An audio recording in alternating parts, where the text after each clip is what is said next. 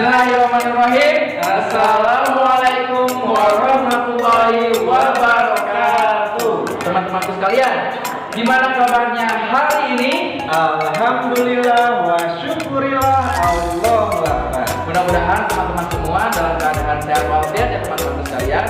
Oke teman-teman, hari ini Pak Deva dan Pak Dedi akan menjelaskan mengenai kurban.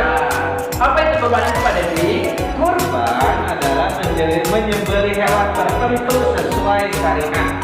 Kurban dilaksanakan setahun sekali pada saat musim haji di bulan Dzulhijjah. Oke Pak Dede, dan kurban juga dilaksanakan pada tanggal 10, 11, 12, 13 Dzulhijjah.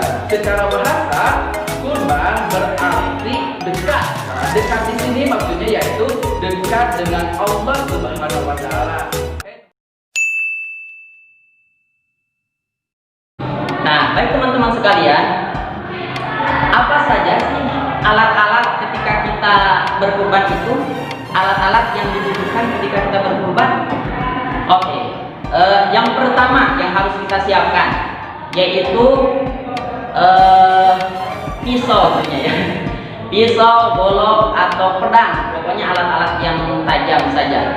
Kemudian alat-alat yang lainnya juga bisa menyusul ya untuk istilahnya supaya daging kurbannya tidak berceceran. Kita bisa menyiapkan ember atau baskom dan sebagainya itu untuk pada kurbannya. Tetapi untuk menyembelihnya teman-teman perlu tahu bahwa itu harus menggunakan golok, pedang atau pisau. Tentunya harus pisau yang tajam. Jadi pastikan bahwa alat tersebut sudah diasah sampai tajam. Nah kemudian berikutnya, ketika kita sudah menyiapkan pisau yang tajam atau golok atau pedang yang tajam, maka kita masuk ke tata cara berkurban. Oke teman-teman sekalian, tata cara berkurban seperti apa sih? Yang pertama, satu yang nantinya akan terbuang ya, apa itu? Darah. Darah itu harus dibuang dan harus diamankan sedemikian rupa sehingga tidak menimbulkan bau untuk masyarakat sekitar dan untuk kita semua yang berkurban. Maka kita memerlukan lubang untuk menampung darah tersebut. Maka siapkan lubang yang pertama. Yang kedua, kita harus menyiapkan bantalan untuk hewan kurban. Apa sih bantalan? Apakah bantal untuk tidur? Bukan teman-teman. Jadi bantalan di sini supaya ketika kita menidurkan si hewan tersebut, nah itu si leher hewan kurbannya itu terganjal sehingga memudahkan kita untuk memotong lehernya. Nah teman-teman sekalian, bantalan tersebut bisa kita menggunakan kalau Sundanya itu gebok caut tangkal pisang gitu ya, pohon pisang bisa digunakan untuk bantalan ketika kita berkurban. Nah teman-teman, ketika kita menyembelih hewan kurban, ada dua hal yang harus kita perhatikan ketika kita memotong Bismillahirrahmanirrahim ke leher hewan. Nah itu dua hal yang harus terputus. Yang pertama, mari itu apa?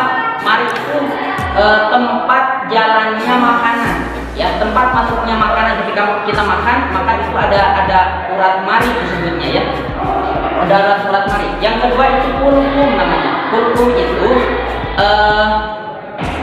jalur pernapasan dalam hewan ya, jalur pernapasan dalam hewan. Nah itu kedua tersebut itu harus kita pastikan itu mengenai kedua hal tersebut, sehingga kita bisa memastikan ketika putus dua hal tersebut, maka hewan kurban tersebut akan semakin cepat meninggal, mati gitu ya, matinya hewan kurban tersebut. Kemudian dirobohkan hewannya sampai dengan posisi kepalanya menghadap kiblat ya. Jadi si tubuhnya itu ke sebelah utara, kemudian si kepalanya ke sebelah selatan. Nah, dirobohkan sampai si kepalanya itu menghadap ke kiblat. Ketika menyembelih, yang harus kita lakukan yaitu membaca basmalah terlebih dahulu. Bismillahirrahmanirrahim. Nah, kemudian jangan lupa takbir dulu ya. Jadi takbir dulu 3 kali. Allahu akbar, Allahu akbar, Allahu akbar. La ilaha illallah, wallahu akbar. Allahu akbar walillahil hamd. Allahu akbar, Allahu akbar, Allahu akbar. La ilaha illallah, wallahu akbar. Allahu akbar walillahil hamd. Allahu akbar, Allahu akbar, Allahu akbar. La ilaha illallah, wallahu akbar. Allahu akbar walillahil hamd. Nah, 3 kali takbir. Kemudian setelah itu lanjut ke pemotongan hewan kurban. Nah, selanjutnya yang kedua, setelah takbir maka lakukan dengan gerakan sekali potong tepat urat nafas dan urat makan. Jadi jangan sampai kelepas tuh si goloknya, tempelkan ke leher, pastikan urat makan dan urat nafasnya putus ya. Pasti itu yakin akan mati cepat untuk menghadapi maut ya, menghadapi mautnya cepat. Jadi dengan mudah, tidak menyulitkan kepada hewannya.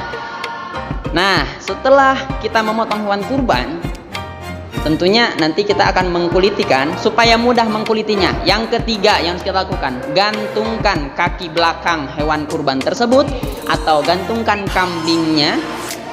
kaki belakang kambingnya di pohon yang sudah disediakan atau kalau Sundanya palang. Jadi kayu bambu dipalangkan seperti ini biasanya. Nah, itu digantungkan seperti itu supaya memudahkan ketika kita mengkuliti. Selanjutnya yang keempat yang harus kita lakukan yaitu menguliti dengan perlahan, menguliti kulitnya dengan perlahan, dan jangan sampai kulitnya bolong. Diusahakan seperti itu. Jadi kalau bisa harus yang benar-benar ahli ya ketika mengkuliti. Nah, kemudian selanjutnya teman-teman, ketika si kulitnya sudah dikupas atau dipisahkan dari dagingnya, maka keluarkan isi daleman hewan, isi yang ada di dalam perut hewan tersebut, dan kemudian setelah itu diturunkan dagingnya ya, dipisahkan dari tulangnya, diturunkan dagingnya, kemudian dipotong-potong dagingnya yang merata, jadi kecil-kecil. Yang dimaksud dengan dalamnya itu adalah, kalau Sundanya mah disebutnya kadut ya. Pokoknya jeroan kalau Sunda mah disebutnya. Nah, teman-teman, kemudian setelah dipisahkan dagingnya, setelah dipisahkan, kemudian yang di dalam perutnya juga sudah dipisahkan ya, kotoran-kotoran yang ada di dalam perut domba tersebut sudah dikeluarkan. Nah, kemudian setelah dipotong-potong kecil-kecil, nah bungkus daging kurban tersebut sesuai takaran yang sudah ditentukan. Nah, itu teman-teman 6 langkah atau 6 hal yang harus diperhatikan teknis ketika menyembelih hewan kurban. Nah, teman-teman sekalian, untuk selanjutnya, kepada siapa sih kita harus membagikan hewan kurban tersebut yang sudah dipotong-potong? Nah, teman-teman sekalian, ada 3 golongan yang boleh kita bagikan hewan kurban tersebut. Yang pertama yaitu kepada penyembelih atau petugas yang mengurus hewan kurban tersebut. Nah, itu boleh dibagikan. Kemudian yang kedua, kepada fakir miskin, teman-teman. Jadi tolong teman-teman, ketika kita menjadi petugas kurban, perhatikan orang yang membutuhkan terhadap daging tersebut. Nah, kemudian yang ketiga, apabila masih ada hewan kurbannya yang bisa dibagikan, bagikan ke seluruh masyarakat pemukiman yang berada di sekitar situ. Nah, sehingga semuanya diusahakan terbagi dengan rata.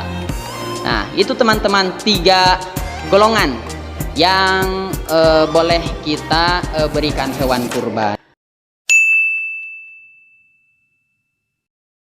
Ada beberapa fungsi dan hikmah yang bisa kita ambil dalam berkurban. Nah, satu, fungsi berkurban. mendekatkan diri kepada Allah. Yang kedua, sebagai ungkapan rasa syukur kita kepada Allah. Yang ketiga, mensucikan diri kita dan harta benda kita. Yang keempat, sebagai penebus dosa kita. Yang kelima, memberdayakan usaha ternak lokal. Hikmah dari kurban, yang pertama, bisa ibadah yang paling dicintai Allah. Yang kedua, itu bisa meningkatkan ketakwaan kita kepada Allah. Sekian video mengenai kurban hari ini. Kurang lebihnya mohon maaf. Wassalamualaikum warahmatullahi wabarakatuh.